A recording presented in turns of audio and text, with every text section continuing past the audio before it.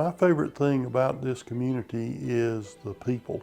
I think that the people that lived and grew up in Wendell are solid. They're the backbone of our society. They're interested in supporting the community. For a small community like this, there's some really fine and important people that have made contributions well beyond Wendell.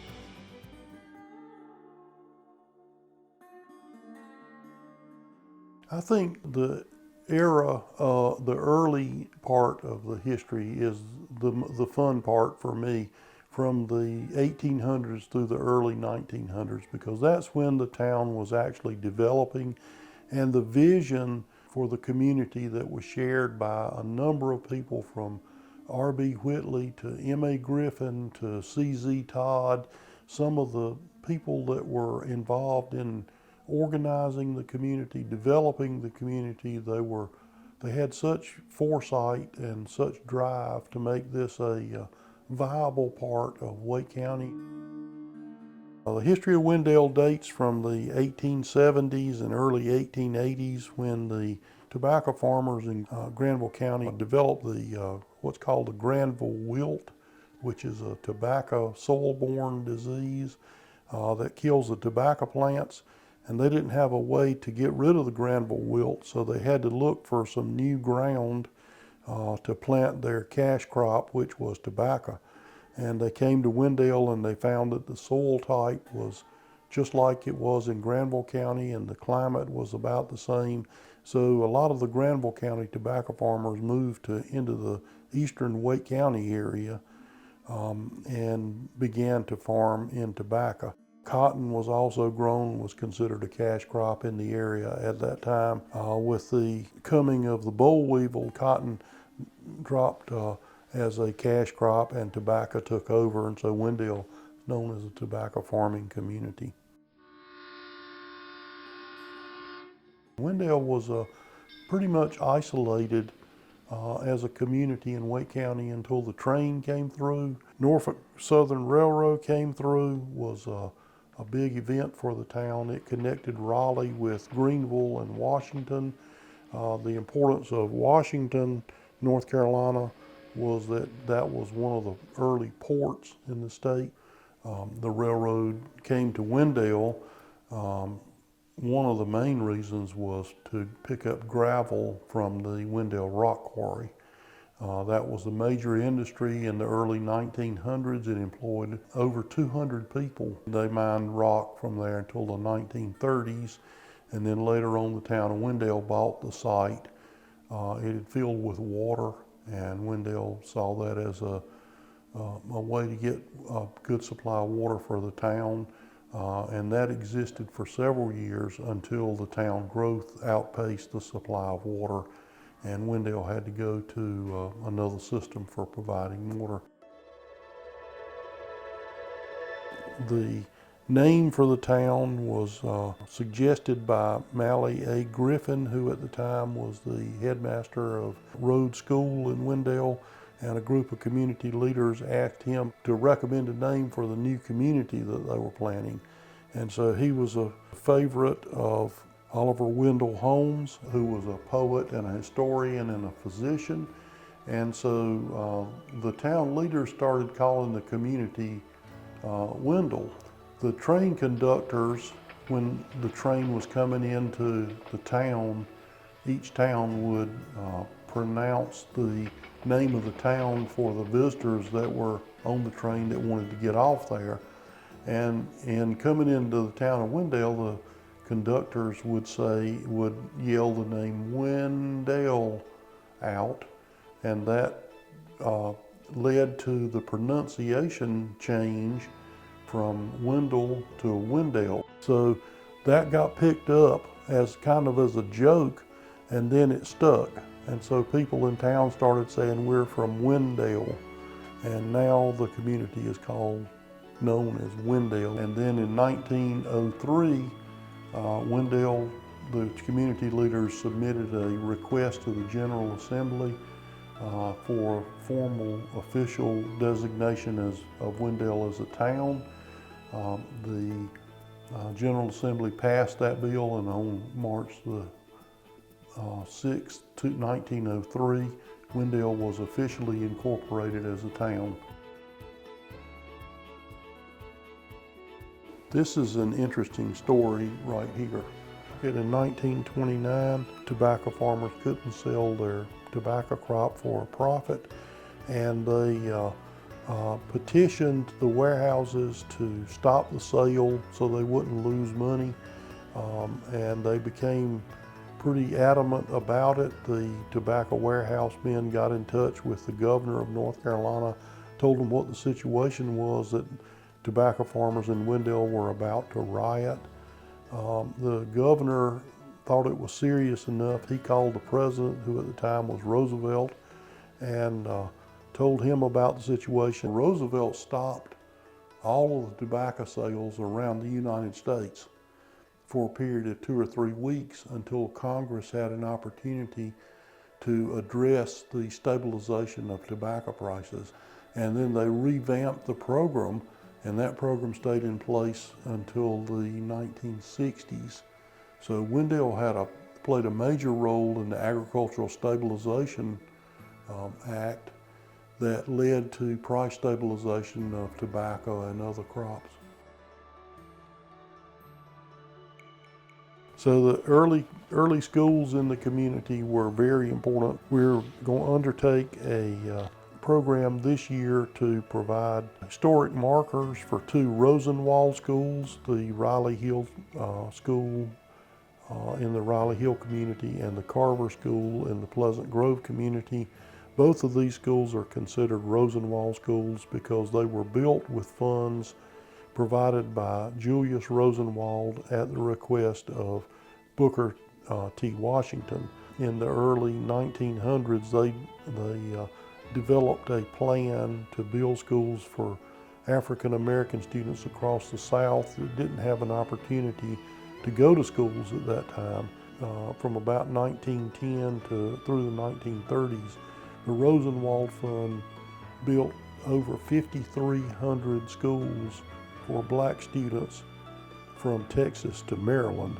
North Carolina had the most schools. Over 800 schools were built in the state, and 2 were in our community. And so we want to recognize those 2 schools. In the early 1900s, the Wendell Graded School was built. In 1911, it was opened. The town of Wendell was one of the first communities in the entire state that passed a bond referendum to build a community school. That school was built. It was one of the finest schools in North Carolina.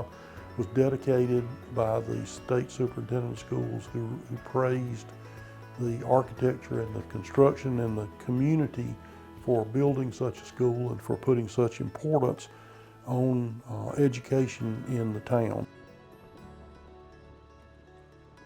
The business community in Wendell developed from the early 1900s. All these communities were tied together, but they were also self-sufficient.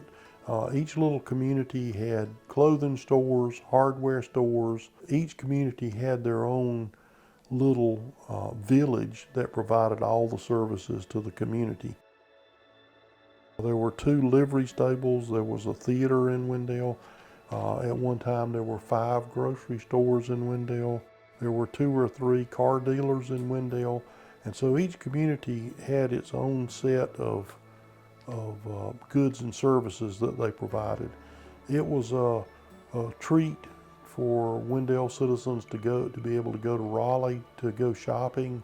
It was a day-long event. Have to catch a bus or catch the train or take a horse-drawn wagon to Raleigh. One of the interesting stories that I've heard about the Wendell Theater is that the projectionist in the 50s that would actually change the reels on, they used to use big celluloid reels to project the movies with, he would have to change the film reels in the middle of the movie. And they were huge reels, and so one day he got distracted and he backed up too far, and there was a window right behind him. He fell out of the window onto the marquee for the Wendell Theater, He was not hurt. They got him off the marquee and straightened him up, and he got his wits back about him. And the next day, the owner had nailed up a board across the window to keep him from falling out in the future. There's a checkerboard in the museum that was used at Buck's service station. Checkers was a very popular pastime. A lot of it was kind of a gathering spot for local men that would go and tell stories and talk about politics and make decisions and provide leadership to the town through the playing checkers at the table.